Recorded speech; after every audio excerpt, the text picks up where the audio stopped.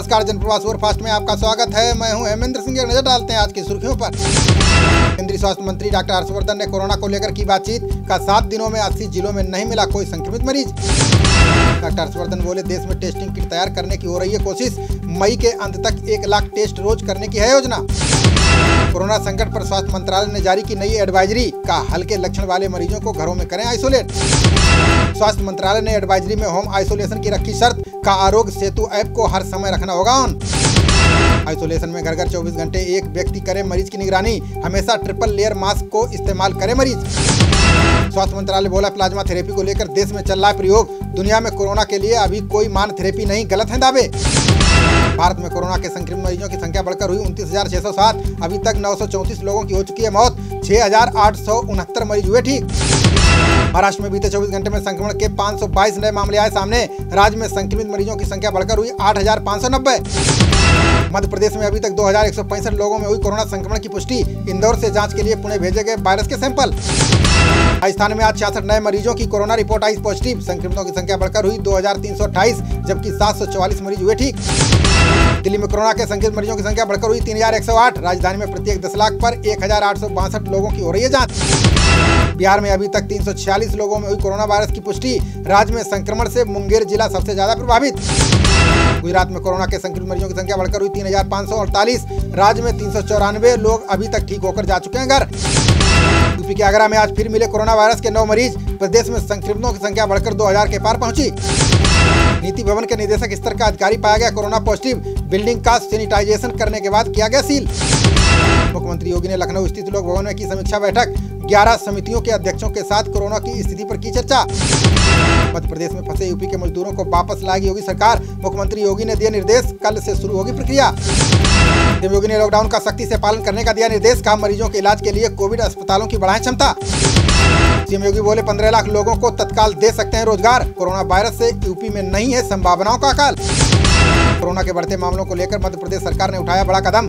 रोग प्रतिरोधक क्षमता बढ़ाने के लिए 1 करोड़ लोगों को देगी मुफ्त काढ़ा। कोरोना के बढ़ते मामलों पर बोले सुप्रीम कोर्ट के चीफ जस्टिस बोबड़े का, सरकार ही बेहतर तरीके से हैंडल कर सकती है महामारी। भारत ने चीनी कंपनियों के टेस्ट किट के इस्तेमाल पर लगाई रोक। आईसीएमआर ने सभी राज्य सरकारों को दिया निर्देश। चीनी दूतावास की प्रवक्ता जी रोंग ने बयान जारी कर किट पर दी सफाई का, कुछ विशिष्ट व्यक्तियों के लिए उत्पादों को दोषपूर्ण बताना अनुचित। कोविड-19 के बढ़ते प्रकोप पर राष्ट्रपति डोनाल्ड ट्रंप का बड़ा बयान का, चीन के खिलाफ बेहद गंभीर जांच कर रहा है अमेरिका। अपने बयान में अमेरिका राष्ट्रपति ट्रंप ने चीन को दिया साफ संकेत का, जर्मनी द्वारा मांगे गए 12.5 लाख करोड़ रुपए से ज्यादा लेंगे मुआवजा। वैक्सीन निर्माता सीरम इंस्टीट्यूट ऑफ इंडिया के प्रमुख ने जताई उम्मीद का, कोरोना वायरस की वैक्सीन सितंबर तक आने की संभावना। क्योंकि अमेरिका के वैज्ञानिकों के साथ काम कर रहा है सीरम इंस्टीट्यूट। कोरोना की वैक्सीन की कीमत लगभग 1,000 रुपए होने की कही बात। बुलंदशहर में साधुओं की नृशंस हत्या पर प्रियंका गांधी ने उठाई मांग का, निष्पक्ष जांच करवाकर सामने लाएं सच्चाई, ना हो राजनीतिकरण। बुलंदशहर की घटना पर सीएम ठाकरे ने मुख्यमंत्री योगी से की बात। संतों की हत्या पर दुख व्यक्त करते हुए कार्रवाई की उठाई मांग। उद्योग को एमएलसी मनोनीत करने के लिए फिर पारित किया प्रस्ताव। मंत्रिमंडल ने राज्यपाल कोश्यारी के पास पहले भी भेजा था निवेदन। कमलनाथ की कर्ज माफी योजना की समीक्षा करेगी शिवराज सरकार। मध्य प्रदेश के किसानों से की केस दर्ज कराने की अपील। पंजाब के सीएम अमरिंदर सिंह ने आर्थिक संकट पर बनाई 20 सदस्यों की कमेटी। पूर्व पीएम मनमोहन सिंह की निगरानी में मोन्टेक अहलूवालिया बनाएंगे रणनीति। छत्तीसगढ़ के सभी जिलों को दिया गया 25-25 लाख रुपए का बजट। सीएम भूपेश बोले, कोरोना के खिलाफ फंड का इस्तेमाल करें डीएम। योगी सरकार ने कोटा के बाद यूपी में फंसे छात्रों को घर भेजना किया शुरू। प्रयागराज से छात्रों को लेकर गृह जनपद के लिए रवाना हुई बसें। बीजेपी विधायक सुरेश तिवारी ने मुस्लिमों पर दिए बयान पर दी सफाई का, हिंदुओं पर ओवैसी के बयान पर कोई सवाल क्यों नहीं उठाता। कोरोना के चलते हरियाणा में 1 साल तक नई भर्तियों पर लगाई रोक। खट्टर सरकार ने कर्मचारियों का डीए, एलटीसी और एरियर भी रोका। कोरोना के बढ़ते संक्रमण के चलते मुंबई पुलिस ने लिया बड़ा फैसला का, 55 साल से ज्यादा उम्र के पुलिस वाले नहीं करेंगे ड्यूटी। राइट्स इश्यू लाने की तैयारी में मुकेश अंबानी की रिलायंस इंडस्ट्रीज। 30 अप्रैल को बोर्ड मीटिंग के दौरान फैसले पर लग सकती है मुहर। कपड़ा तेल के बाद अब रिटेल और डिजिटल पर भी मुकेश अंबानी की नजर। रिलायंस इंडस्ट्रीज को नए अवतार में लाने की कर रहे हैं तैयारी। पटना हाईकोर्ट ने कोटा में फंसे बिहार के छात्रों पर जारी किया नोटिस का, केंद्र और बिहार सरकार लाने की व्यवस्था पर दे जवाब। यूपी शिक्षक संघ ने महंगाई भत्ते को लेकर योगी सरकार से उठाई मांग का, भत्ता देने पर लगाई गई रोक को वापस ले यूपी सरकार। बिहार में शराब पीते पकड़े जाने पर पुलिसकर्मी किए जाएंगे बर्खास्त। सीएम नीतीश ने शराबबंदी का पालन कराने को लिया फैसला।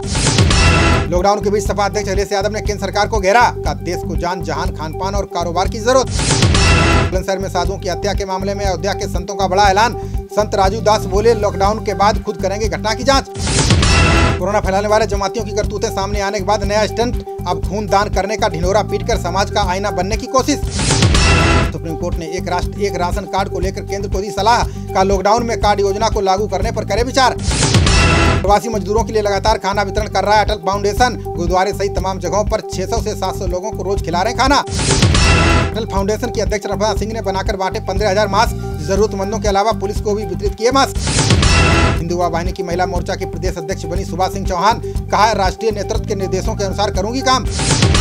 डॉक्टर अदिति सिंह को भी हिंदू युवा वाहिनी महिला मोर्चा में मिली जिम्मेदारी, कन्नौज जिले का अध्यक्ष नियुक्त होने पर शीर्ष नेतृत्व का जताया आभार। खबरों का सिलसिला जारी रहेगा, देखते रहिए जनप्रवाद। नमस्कार।